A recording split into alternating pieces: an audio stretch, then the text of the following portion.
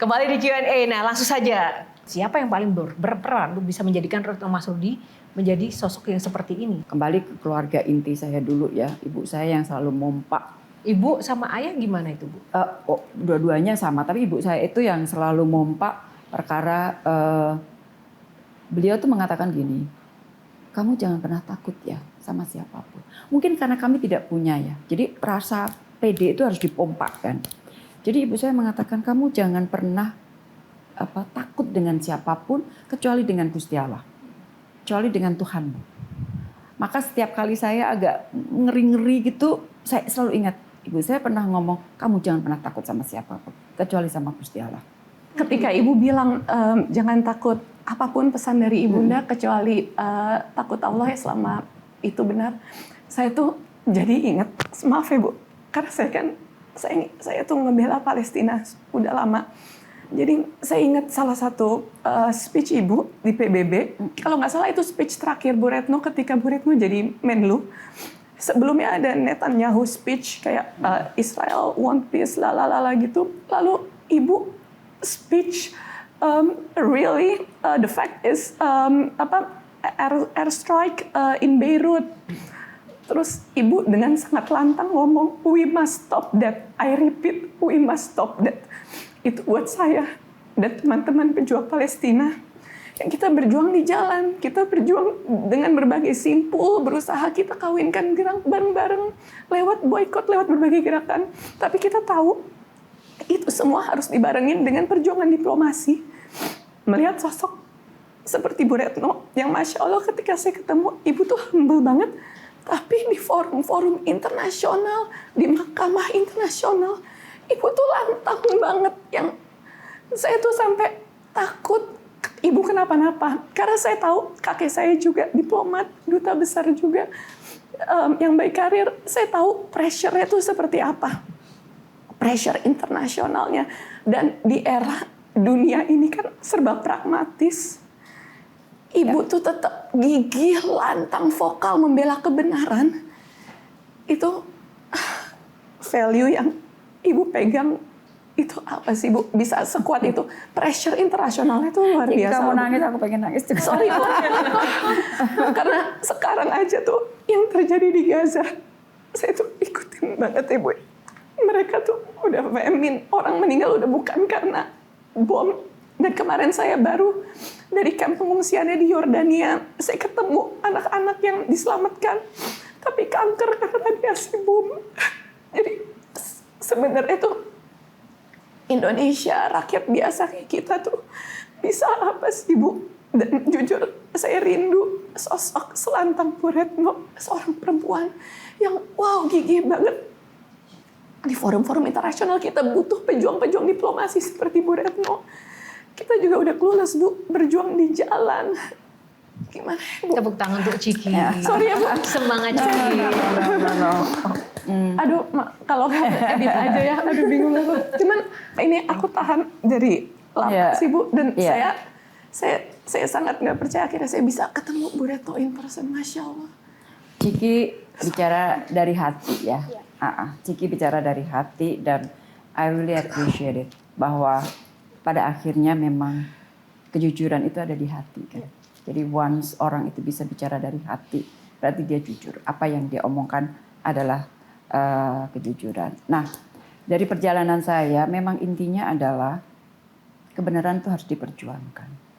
Kalau melihat resikonya, karena terlalu banyak resikonya, tapi alhamdulillah saya selamat sampai sekarang, jadi nggak usah diceritakan.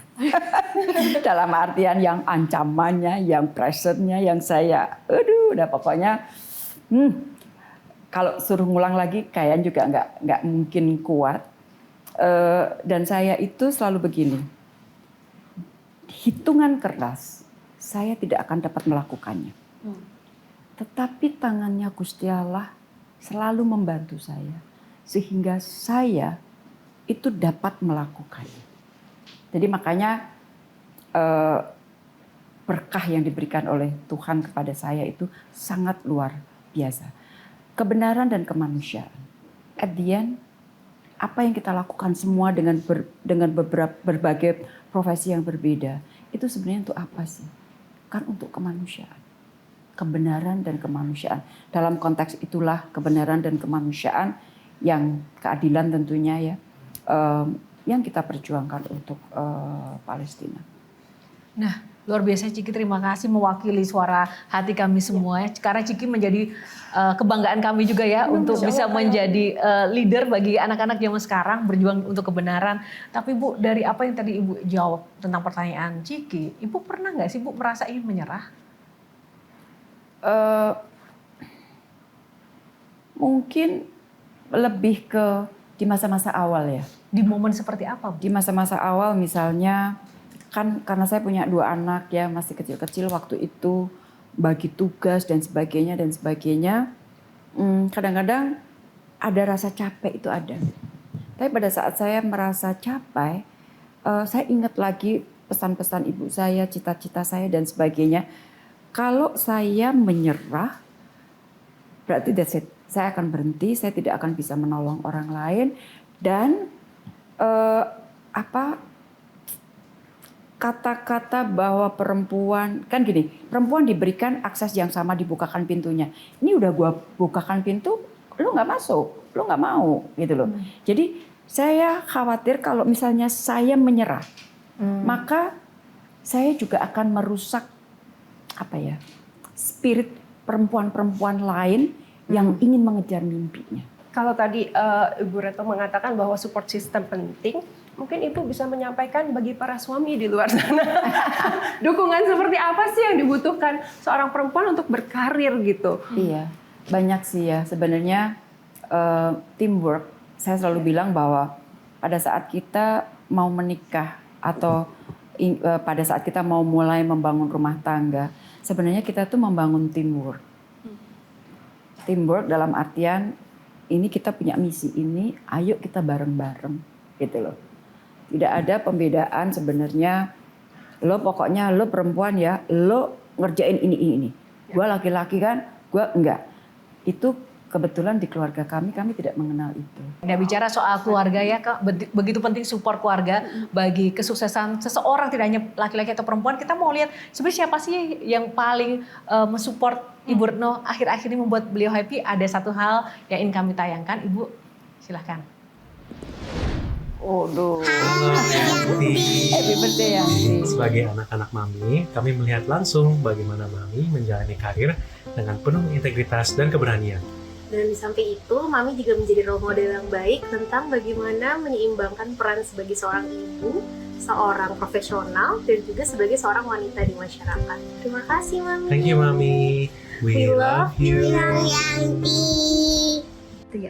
Manggala, menurut Manggala Yanti kayak apa? Yanti kayak orang Depok terus dia suka main sama anak-anaknya. Kalau Ryan?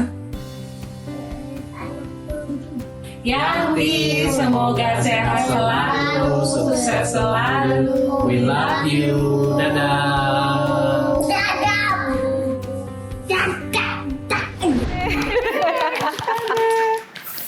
Ya itulah krocil-krocil saya.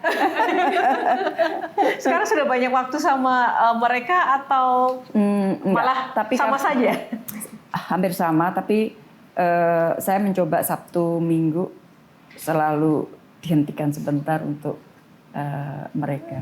Gimana cara Bu Retno bisa membagi waktunya antara profesional, seorang diplomat sebelumnya, sekarang juga dengan topi PBB, sebagai nah, itu istri, ibu, eyang, itu gimana cara mengatur waktunya Bu Retno? Kebetulan saya itu dikaruniai energi yang banyak banget, so I have to spend energi saya itu dengan baik. Dan kebetulan dengan energi yang banyak itu saya bisa lakukan banyak hal. Pada saat saya jadi menteri itu pasti nggak percaya. Aku tuh masih ke pasar loh. Aku tuh masih belanja sendiri loh. Pasar basah? Yes. Di Majestic. Kenapa nggak suruh orang aja sih Bu? Kenapa harus ibu? Beda. Kenapa saya memilih ke pasar Majestic? Saya tahu, saya tahu harga. Ya. Harga barang-barang apakah naik atau tidak. Kadang-kadang di dalam pembicaraan saya dengan presiden pun di sela-sela bicara substansi politik luar negeri, saya bilang, Pak, harga ini sudah naik banyak loh. Itu saya peroleh dari pasar langsung. Terus kemudian saya melihat orang-orang yang tidak punya. Banyak sekali orang-orang di jalan yang dia tidak punya, dia harus menjual ini, menjual itu dan sebagainya. Dan itu yang membuat saya bersyukur bahwa saya diberi rezeki yang lebih bagus, dan di saat itu saya diberi kesempatan untuk bisa berbagi. Ibu Retno bisa sampai ada di titik ini dengan empati dan cara berpikir kayak gini. Ini saya jadi penasaran, didikan ibu tadi yang disebut berkali-kali adalah ibu. 3 nasihat atau didikan atau kebiasaan ibu apa yang paling Bu Retno ingat? Ibu saya tidak pernah menyerah. Oke, 1. Iya, ibu saya tidak pernah menyerah. Jadi itu mungkin yang paling utama ya. Karena kalau andai kata pada saat itu ibu saya menyerah, mungkin kami sudah tidak bisa apa-apa lagi. Gitu loh.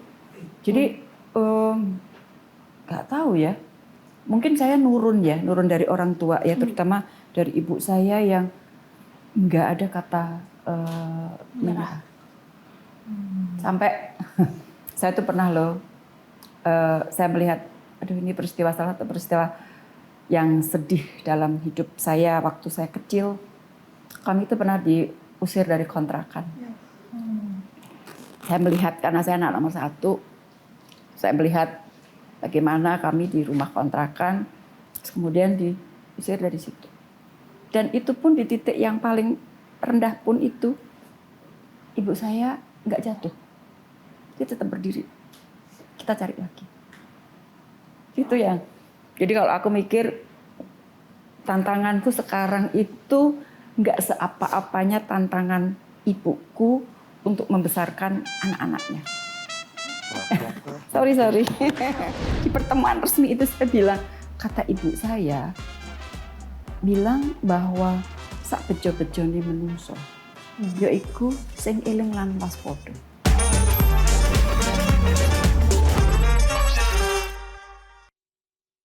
Jelajahi cara baru mendapatkan informasi. Download Metro TV Extend sekarang.